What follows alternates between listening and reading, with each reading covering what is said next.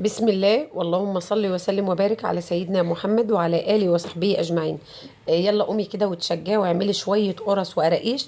أي نعم الجو حر، بس الحر ده له ميزة حلوة قوي، إن أي مخبوزات يعني بتخمر معاكي، مفيش مجرد ما تعجنيها بتلاقيها خمرت، وكل الخطوات ورا بعضها، مش زي الشتا كده تفضلي تستني لما العجينة ترفع وتاخد منك وقت.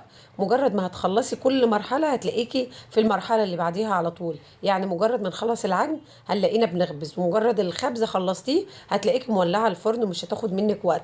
هقول لك ازاي تطلع معاكي مفرغه كده. هنضيف ليها كام اضافه تخليها معاكي طعمها حلو جدا وخفيفه، بقى مع فطار الصبح سريع، مع كوبايه شاي، مع اي حاجه بالليل عايزه عشاء خفيف كده، عايزه تتسلي.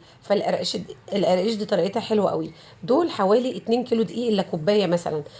حطيهم في بول عندك. كتري بقى عندك السمسم شويه على قد ما تقدري. السمسم فيه يعني مغذي جدا ومفيد جدا، فانت مثلا لو بتحطي ب10 سمسم حطي ب20 سمسم.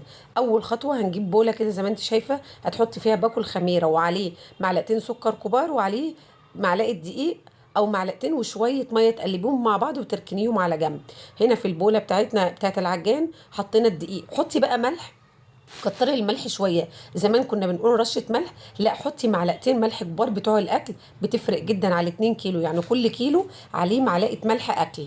وبعدين حطيت هنا السمنه، وحطيت تك حلوه قوي الزبده. قطعه زبده يا جماعه عليهم مع شويه زيت، التلاته ميكس مع بعض بيخلوا لك طعم القراقيش والقرص بتاعتك هشه وخفيفه وجميله. اعجني كل ده، اهم حاجه تبسي الماده الدهنيه مع الدقيق جامد قوي، يجي 10 12 دقيقة. بعد كده هتحطي عليهم الخميرة بتاعتنا اللي احنا ضايفينها، طبعا ما بتاخدش وقت في الحر ده، وبتلاقيها ارتفعت معاكي بسرعة قوي. وبعد كده هتضيفيه، هتلفي العجين بقى لفتين، مجرد ما العجينه بتاعتك تشرب السوائل خلاص ما بنعجنش بعد كده. هتاخدي العجين بتاعك، ما بستناش يخمر، هعمله كور صغيره كده، وخليها مفروده شويه في الصينيه عشان هي هترفع معايا. انا عايزه سمكها لما ترفع كده يبقى حاجه ايه، مش مليانه قوي. وبخرمها بالشوكه، ده بالنسبه للمدور. هنا بقى هعمل بقى اللي هي الايه، القراقيش اللي هي المبرومه دي. هتبرمي العجينه كده، تعمليها قرصه وبعدين تبرموها كده وتقعدي تفركي فيها. ابرميها بايدك كده. طريقه القراقيش ميزتها ان هي ما بتاخدش وقت، يعني بتعملي الكميه بكل سهوله. هنا هقطعها عشان ايه، ابقى متحكمه فيها اكتر، واعملها بالسمك اللي انا عايزاه. عندك بقى على عندك رخامة طبلية صينية اي حاجة اشتغلي.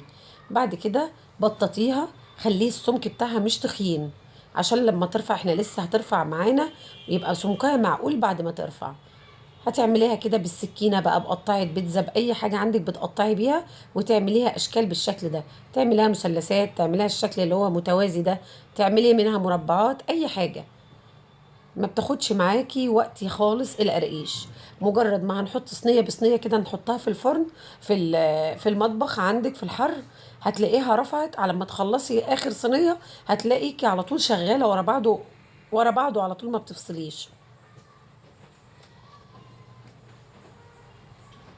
القراقيش انت محتاجه حاجه يعني سناك بين الوجبات كده، بتبقى حلوه قوي مع كوبايه شاي جنب كوبايه قهوه. جعانه ومش عايزه تاكلي بقى لا رز ولا الكلام ده، القراقيش هتفرق معاكي.